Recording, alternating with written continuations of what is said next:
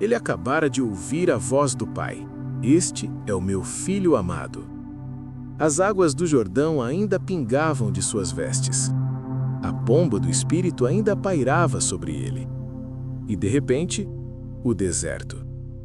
Não um descanso, não uma celebração, uma guerra.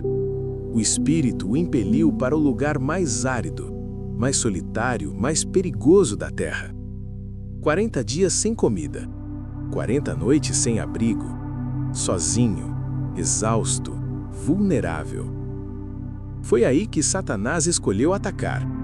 Não quando Jesus estava forte, não quando as multidões o aclamavam, mas quando ele estava fraco, faminto, esgotado.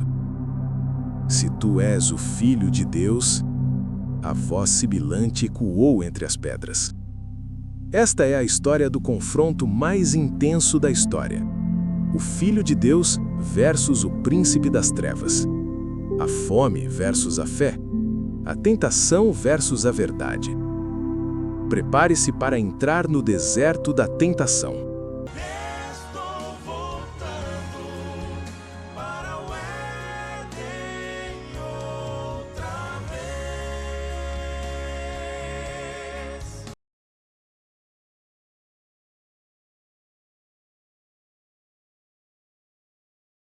E Jesus, cheio do Espírito Santo, voltou do Jordão e foi levado pelo Espírito ao deserto.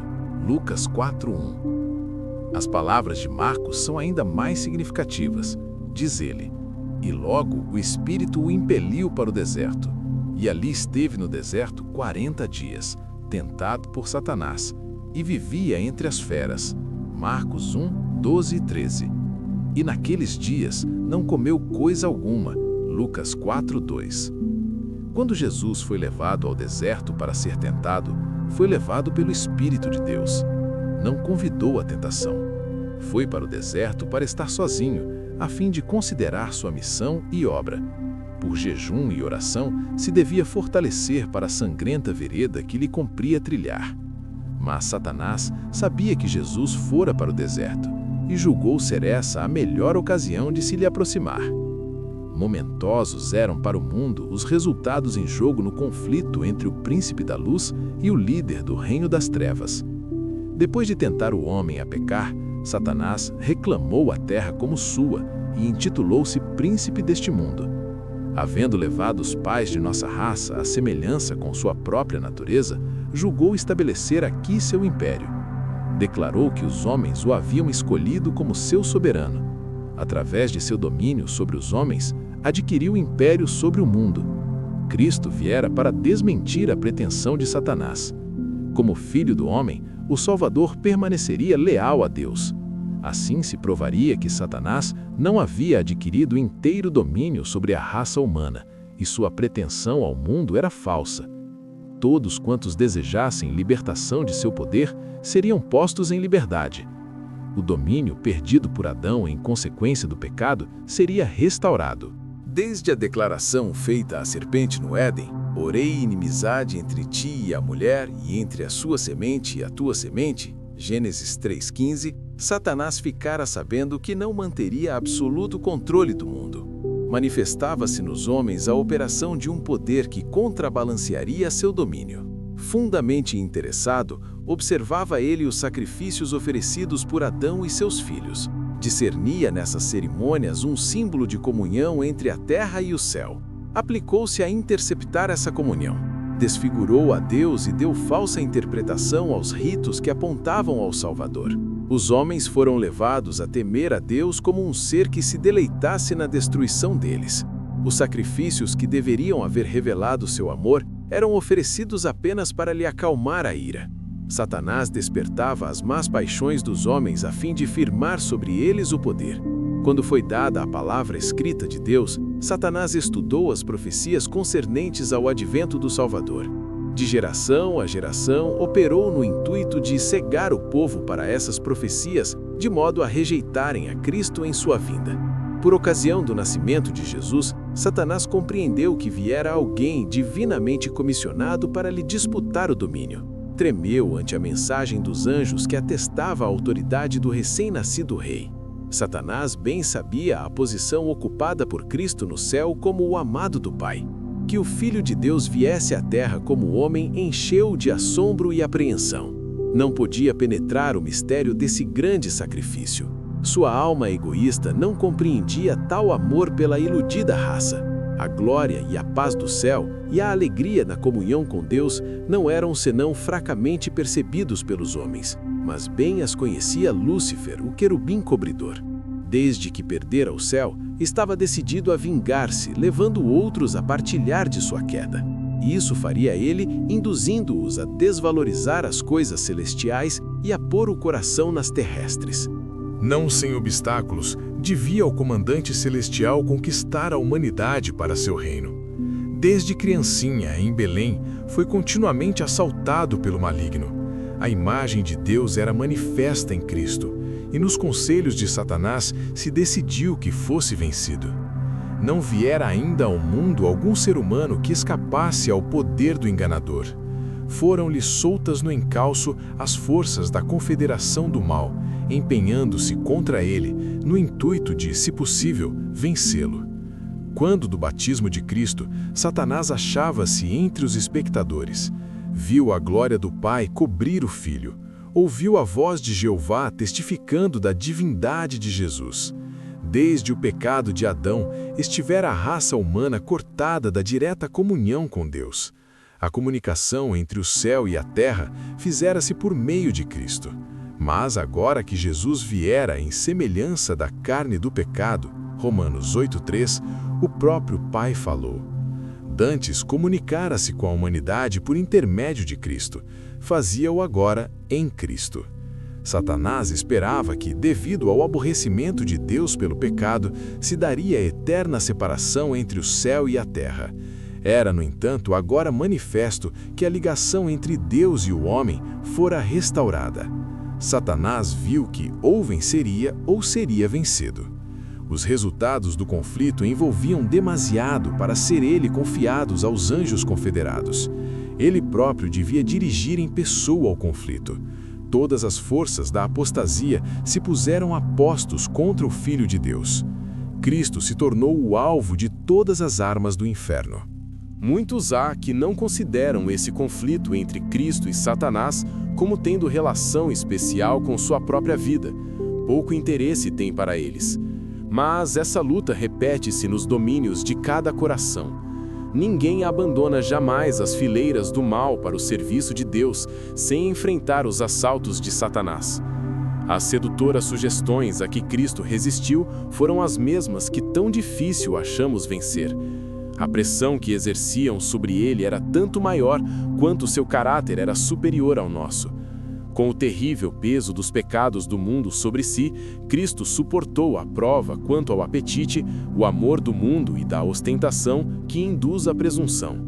Foram essas as tentações que derrotaram Adão e Eva e tão prontamente nos vencem a nós. Satanás apontara ao pecado de Adão como prova de que a lei de Deus era injusta e não podia ser obedecida. Cristo devia redimir em nossa humanidade a falha de Adão. Quando este fora vencido pelo tentador, entretanto, não tinha sobre si nenhum dos efeitos do pecado. Encontrava-se na pujança da perfeita varonilidade, possuindo o pleno vigor da mente e do corpo. Achava-se circundado das glórias do Éden e em comunicação diária com seres celestiais. Não assim quanto a Jesus, quando penetrou no deserto para medir-se com Satanás. Por 4.000 anos estivera a raça a decrescer em forças físicas, vigor mental e moral, e Cristo tomou sobre si as fraquezas da humanidade degenerada. Unicamente assim podia salvar o homem das profundezas de sua degradação. Pretendem muitos que era impossível Cristo ser vencido pela tentação. Neste caso, não teria sido colocado na posição de Adão, não poderia haver obtido a vitória que aquele deixara de ganhar. Se tivéssemos, em certo sentido, um mais probante conflito do que teve Cristo, então ele não estaria habilitado para nos socorrer. Mas nosso Salvador se revestiu da humanidade com todas as contingências da mesma. Tomou a natureza do homem com a possibilidade de ceder à tentação. Não temos que suportar coisa nenhuma que ele não tenha sofrido. Para Cristo, como para o santo par no Éden, foi o apetite o terreno da primeira grande tentação. Exatamente onde começara a ruína, deveria começar a obra de nossa redenção. Como pela condescendência com o apetite cair a Adão, assim pela negação do mesmo devia Cristo vencer. E, tendo jejuado 40 dias e 40 noites, depois teve fome, e chegando-se a ele o tentador, disse: Se tu és o Filho de Deus, manda que estas pedras se tornem pães. Ele, porém, respondendo, disse: Está escrito, nem só de pão viverá o homem, mas de toda a palavra que sai da boca de Deus. Mateus 4, 2 e 4. Do tempo de Adão ao de Cristo, a condescendência própria havia aumentado o poder dos apetites e paixões, tendo eles domínio quase ilimitado. Os homens se haviam aviltado e ficado doentes, sendo-lhes de si mesmos impossível vencer. Cristo venceu em favor do homem, pela resistência à severíssima prova. Exercitou, por amor de nós, um autodomínio mais forte que a fome e a morte. E nesta vitória estavam envolvidos outros resultados que entram em todos os nossos conflitos com o poder das trevas. Quando Jesus chegou ao deserto, estava rodeado da glória do Pai. Absorto em comunhão com Deus, foi erguido acima da fraqueza humana. Mas a glória afastou-se, e ele foi deixado a lutar com a tentação. Ela o apertava a todo instante. Sua natureza humana recuava do conflito que o aguardava. Durante 40 dias, jejuou e orou. Fraco e emagrecido pela fome, macilento e extenuado pela angústia mental, o seu parecer estava tão desfigurado, mais do que o de outro qualquer, e a sua figura mais do que a dos outros filhos dos homens. Isaías 52, 14. Era então a oportunidade de Satanás. Julgou poder agora vencer a Cristo. Eis que foi ter com o Salvador, como em resposta às suas orações, disfarçado num anjo do céu. Pretendia ter uma missão de Deus, declarar que o jejum de Cristo chegara ao termo. Como Deus enviara um anjo para deter a mão de Abraão de oferecer Isaque, assim, satisfeito com a prontidão de Cristo para entrar na sangrenta vereda, o Pai mandara um anjo para o libertar. Era essa a mensagem trazida a Jesus.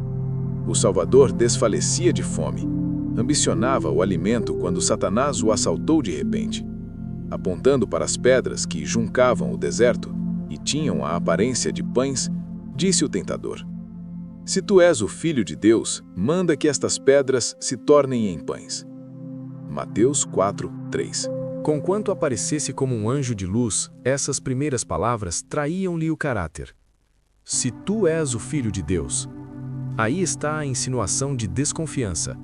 Desse Jesus ouvidos à sugestão de Satanás, e seria isso uma aceitação da dúvida. O tentador planeja vencer a Cristo pelo mesmo processo tão bem-sucedido quanto a raça humana ao princípio.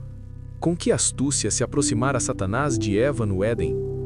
É assim que Deus disse: Não comereis de toda a árvore do jardim? Gênesis 3, 1. Até aí eram verdadeiras as palavras do tentador. Na maneira de as proferir, porém, havia disfarçado desprezo pelas palavras de Deus. Havia encoberta negação, uma dúvida da veracidade divina. Satanás procurara infundir no espírito de Eva a ideia de que Deus não faria aquilo que dissera, que a retenção de tão belo fruto era uma contradição de seu amor e compaixão para com o homem. Da mesma maneira, procura agora o tentador inspirar a Cristo seus próprios sentimentos. Se tu és o Filho de Deus. As palavras traduzem a mordacidade de seu espírito. Há no tom de sua voz uma expressão de completa incredulidade. Trataria Deus assim a seu filho? Deixaria-o no deserto com as feras, sem alimento, sem companheiros, sem conforto? Insinua que Deus nunca intentaria que seu filho se achasse em tal condição. Se tu és o Filho de Deus, mostra teu poder, mitigando a fome que te oprime. Manda que esta pedra se torne em pão.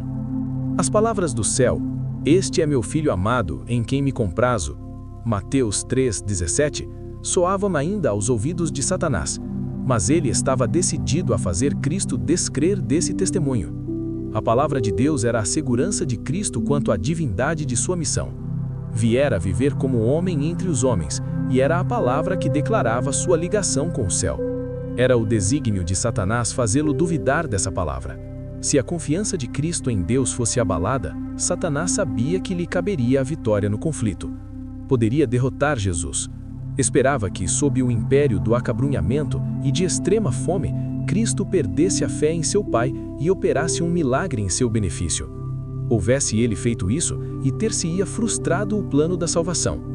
Quando o Filho de Deus e Satanás, pela primeira vez, se defrontaram em conflito, Cristo era o comandante das hostes celestiais, e Satanás, o cabeça da rebelião no céu, fora dali expulso. Agora dir-se-ia haverem-se invertido as condições, e o adversário explorou o máximo possível sua suposta vantagem. Um dos mais poderosos anjos, disse ele, fora banido do céu. A aparência de Jesus indicava ser ele aquele anjo caído, abandonado de Deus e desamparado dos homens. Um ser divino devia ser capaz de comprovar sua pretensão mediante um milagre. Se tu és o Filho de Deus, manda que estas pedras se tornem em pães. Mateus 4:3. Tal ato de poder criador, insiste o maligno, seria conclusiva prova de divindade. Isso poria termo à contenda. Não foi sem luta que Jesus pôde escutar em silêncio o arqui-enganador. O Filho de Deus, no entanto, não devia provar sua divindade a Satanás, ou explicar-lhe a causa de sua humilhação. Atendendo às exigências do rebelde, não se conseguiria coisa alguma para o bem do homem ou a glória de Deus. Houvesse Cristo concordado com as sugestões do inimigo, Satanás ainda teria dito: mostra-me um sinal para que eu creia que és o Filho de Deus. A prova teria sido inútil para quebrar o poder da rebelião no coração dele. E Cristo não devia exercer poder divino em seu benefício. Viera para sofrer a prova como nos cumpre a nós fazer, deixando-nos um exemplo de fé e submissão. Nem aí, nem em qualquer ocasião em sua vida terrestre, operou ele um milagre em seu favor. Seus maravilhosas obras foram todas para o bem dos outros. Se bem que Cristo reconhecesse Satanás desde o princípio, não foi incitado a entrar com ele em discussão. Fortalecido com a lembrança da voz do céu, descansou no amor de seu Pai. Não parlamentaria com a tentação. Jesus enfrentou Satanás com as palavras da Escritura. Está escrito, Mateus 4:4, disse ele. Em toda a tentação, sua arma de guerra era a palavra de Deus. Satanás exigia de Jesus um milagre como prova de sua divindade, mas alguma coisa maior que todos os milagres, uma firme confiança num "assim diz o Senhor", era o irrefutável testemunho. Enquanto Cristo se mantivesse nessa atitude, o tentador nenhuma vantagem poderia obter. Era nas ocasiões de maior fraqueza que assaltavam a Cristo as mais cruéis tentações. Assim pensava Satanás prevalecer. Por esse método obtivera a vitória sobre os homens. Quando a resistência desfalecia, a força de vontade se debilitava e a fé deixava de repousar em Deus, então eram vencidos os que se haviam há muito e valorosamente mantido ao lado direito. Moisés achava-se fatigado pelos 40 anos da peregrinação de Israel, quando por um momento sua fé deixou de se apoiar no infinito poder. Fracassou exatamente no limiar da terra prometida. O mesmo quanto a Elias, que se mantivera diante do rei Acabe, que enfrentara toda a nação de Israel com os 450 profetas de Baal à sua frente. Depois daquele terrível dia sobre o Carmelo, em que os falsos profetas haviam sido mortos e o povo declarara sua fidelidade a Deus, Elias fugiu para salvar a vida diante das ameaças da idólatra Jezabel.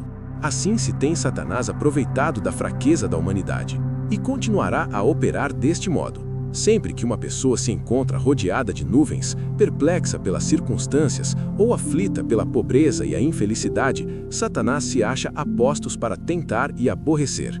Ataca nossos pontos fracos de caráter. Procura abalar nossa confiança em Deus, que permite existir em tais condições. Somos tentados a desconfiar de Deus, por em dúvida seu amor. Frequentemente, o tentador vem a nós como foi a Cristo, apresentando nossas fraquezas e enfermidades. Espera desanimar-nos a alma e romper nossa ligação com Deus. Então, está seguro de sua presa.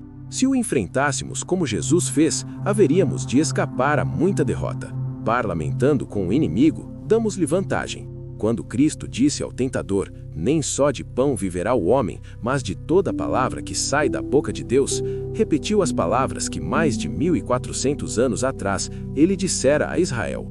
O Senhor teu Deus te guiou no deserto estes 40 anos, e te humilhou e te deixou ter fome, e te sustentou com um maná que tu não conheceste, nem teus pais o conheceram, para te dar a entender que o homem não viverá só de pão, mas de tudo o que sai da boca do Senhor viverá o homem. Deuteronômio 8, 2 e 3. No deserto, quando falharam todos os meios de subsistência, Deus enviou a seu povo maná do céu, e foi-lhe dada suficiente e constante provisão. Essa providência visava a ensinar-lhes que enquanto confiassem em Deus e andassem em seus caminhos, Ele não os abandonaria. O Salvador pôs agora em prática a lição que dera a Israel. Pela palavra de Deus, fora prestado socorro às hostes hebraicas, e pela palavra seria-lhe concedido a Jesus. Ele aguardava o tempo designado por Deus para o socorrer. Achava-se no deserto em obediência a Deus, e não obteria alimento por seguir as sugestões de Satanás. Em presença do expectante universo, testificou ele ser menor desgraça sofrer seja o que for, do que afastar-se de qualquer modo da vontade de Deus. Nem só de pão viverá o homem, mas de toda palavra que sai da boca de Deus. Mateus 4:4. Muitas vezes o seguidor de Cristo é colocado em situação em que não lhe é possível servir a Deus e continuar seus empreendimentos mundanos. Talvez pareça que a obediência a qualquer claro reclamo da parte de Deus o privará dos meios de subsistência. Satanás quer fazê-lo crer que deve sacrificar as convicções de sua consciência. Mas a única coisa no mundo em que podemos repousar é a palavra de Deus. Buscai primeiro o reino de Deus e a sua justiça, e todas estas coisas vos serão acrescentadas. Mateus 6:33. Mesmo nesta vida, não nos é proveitoso apartar-nos da vontade de nosso Pai no céu. Quando aprendermos o poder de sua palavra, não seguiremos as sugestões de Satanás para obter alimento ou salvar a vida. Nossa única preocupação será: qual é o mandamento de Deus? Qual sua promessa? Sabendo isso, obedeceremos ao primeiro e confiaremos na segunda. Na última grande batalha do conflito com Satanás, os que são leais a Deus hão de ser privados de todo o apoio terreno. Por se recusarem a violar-lhe a lei em obediência a poderes terrestres, ser-lhes-á proibido comprar ou vender. Será afinal decretada a morte deles. Apocalipse 13, 11 a 17. Ao obediente, porém, é dada a promessa: este habitará nas alturas, as fortalezas das rochas serão o seu alto refúgio, o seu pão lhe será dado, as suas águas são certas. Isaías 33, 16. Por essa promessa viverão os filhos de Deus. Quando a terra estiver assolada pela fome, serão alimentados. Não serão envergonhados nos dias maus, e nos dias de fome se fartarão. Salmos 37, 19. Daquele tempo de angústia prediz o profeta Abacuque, e suas palavras exprimem a fé da igreja. Portanto, ainda que a figueira não floresça, nem haja fruto na vide, o produto da oliveira minta, e os campos não produzam mantimento, as ovelhas da malhada sejam arrebatadas, e nos currais não haja vacas, todavia eu me alegrarei no Senhor, exultarei no Deus da minha salvação. Abacuque 3, 17 e 18. De todas as lições a serem aprendidas da primeira grande tentação de Nosso Senhor, nenhuma é mais importante do que a que diz respeito ao controle dos apetites e paixões. Em todos os séculos, as tentações mais atraentes à natureza física têm sido mais bem-sucedidas em corromper e degradar a humanidade. Satanás opera por meio da intemperança para destruir as faculdades mentais e morais concedidas por Deus ao homem como inapreciável dom. Assim se torna impossível ao homem apreciar as coisas de valor eterno. Através de condescendências sensuais, busca ele apagar na alma todo traço de semelhança com Deus. As irrefreadas satisfações da inclinação natural e a consequente enfermidade e degradação que existiam ao tempo do primeiro advento de Cristo dominarão de novo, com intensidade agravada, antes de sua segunda vinda. Cristo declara que as condições do mundo serão como nos dias anteriores ao dilúvio e como em Sodoma e Gomorra. Todas as imaginações dos pensamentos do coração serão más continuamente. Vivemos mesmo ao limiar daquele terrível tempo e a nós convém a lição do jejum do Salvador. Unicamente pela inexprimível angústia suportada por Cristo podemos avaliar o mal da irrefreada satisfação própria.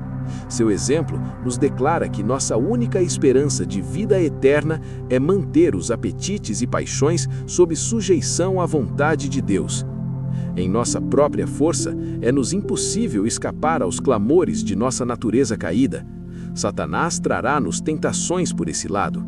Cristo sabia que o inimigo viria a toda criatura humana para se aproveitar da fraqueza hereditária e, por suas falsas insinuações, enredar todos cuja confiança não se firma em Deus. E passando pelo terreno que devemos atravessar, nosso Senhor nos preparou o caminho para a vitória.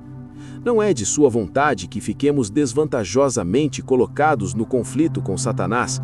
Não quer que fiquemos intimidados, nem desfalecidos pelos assaltos da serpente. Tende bom ânimo, diz ele, eu venci o mundo. João 16:33. O que está lutando contra o poder do apetite olhe ao Salvador no deserto da tentação. Veja-o em sua angústia na cruz ao exclamar, tenho sede. João 19:28. Ele resistiu a tudo quanto nos é possível suportar. Sua vitória é nossa. Jesus repousava na sabedoria e força de seu Pai Celeste.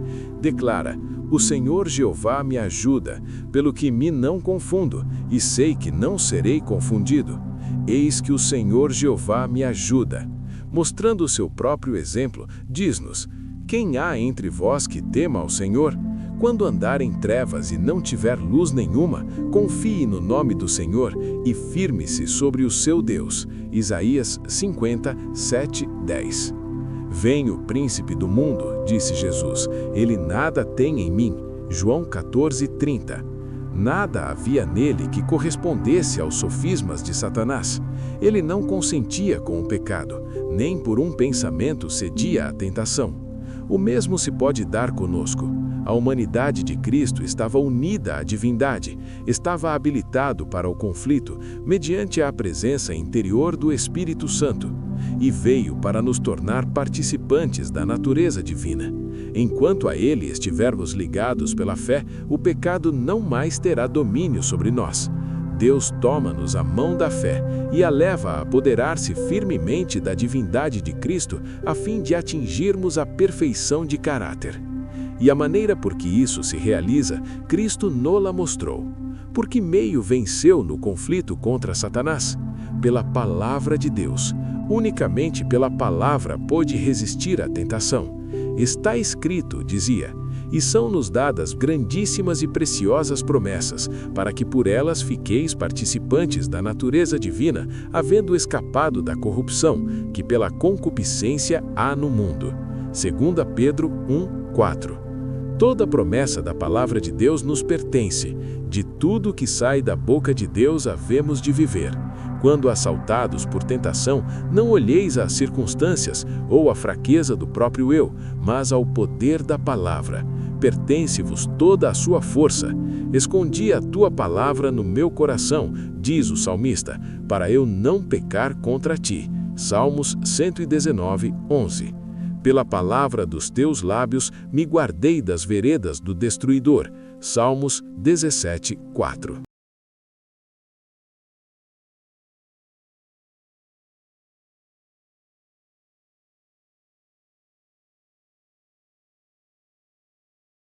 "40 dias de jejum, 40 noites de solidão. Um confronto direto, face a face, com o príncipe das trevas. No próximo vídeo, veremos o final desse conflito de tão grande importância. E não esquece de curtir e se inscrever no canal.